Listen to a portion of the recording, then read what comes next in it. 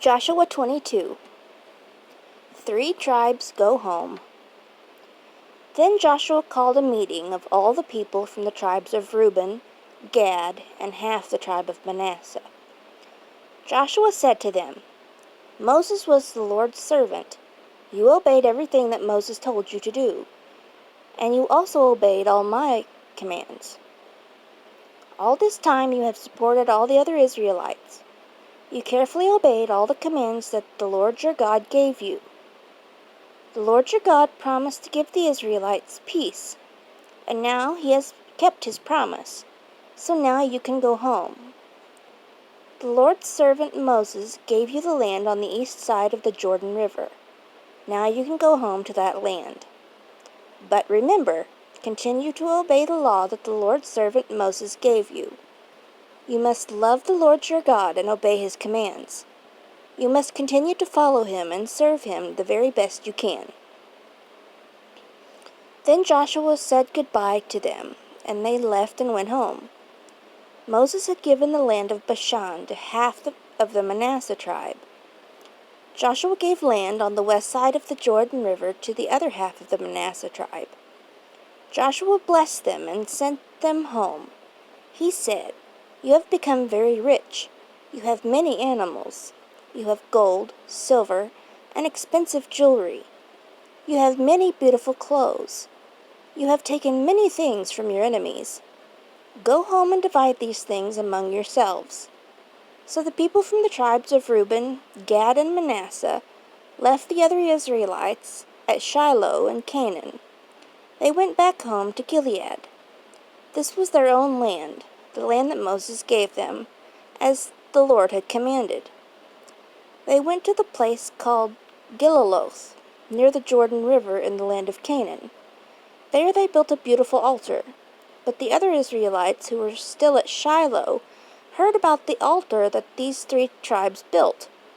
They heard that the altar was at the border of Canaan at the place called Gilaloth. It was near the Jordan River on Israel's side.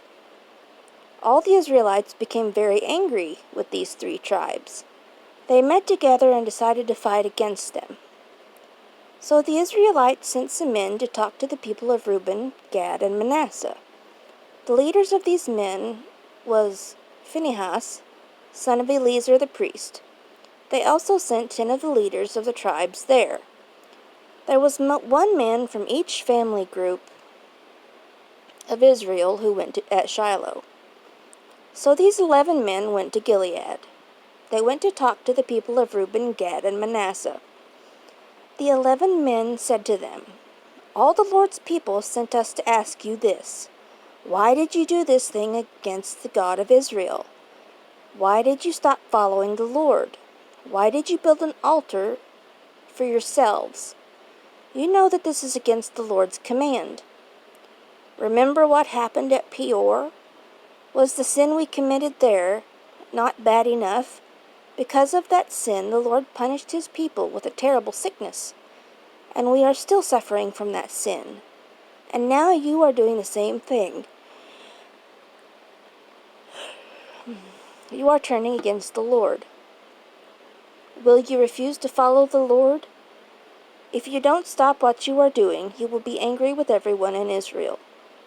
If your land is not a good place to worship God, come over to the Lord's land. This is where the Lord's tent is.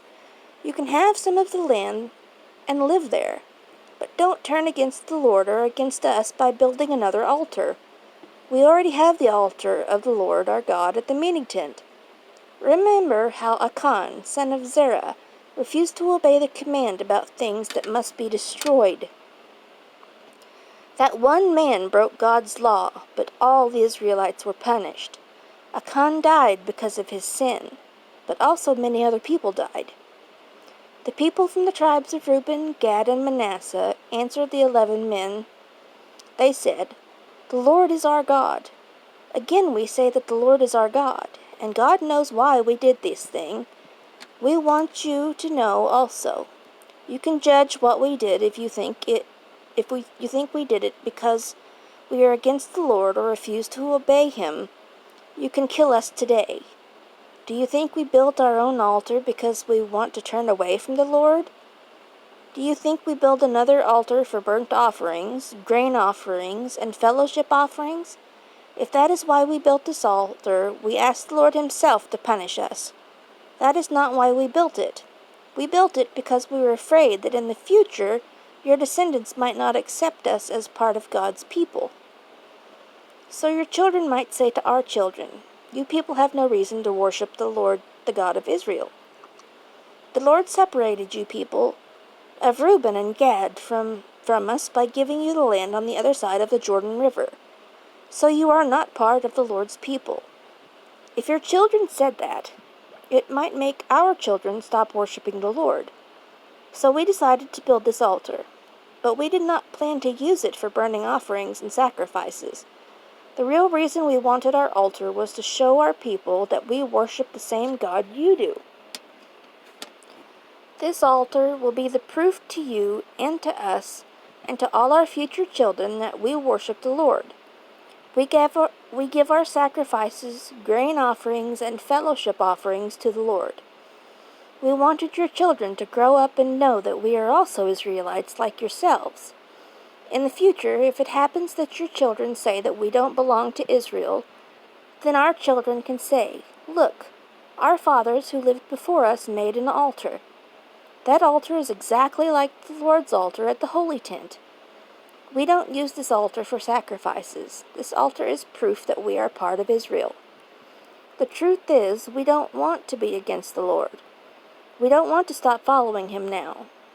We know that the only true altar is the one that is in front of the Holy Tent. That altar belongs to the Lord our God." Phinehas the priest and the leaders with him heard what the people from Reuben, Gad, and Manasseh said. They were satisfied that they were telling the truth. So Phinehas the priest said, "Now we know that the Lord is with us, and that you did not turn against Him. We are happy that the Israelites will not be punished by the Lord." Then Phinehas and the leaders left the place and went home.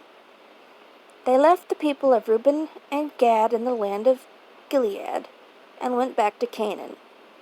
They went back to the Israelites and told them what had happened. The Israelites were also satisfied. They were happy and thanked God. They decided not to go and fight against the people of Reuben, Gad, and Manasseh.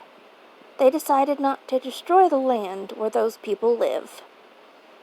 The people of Reuben and Gad named the altar, "Proof that we believe the Lord is God."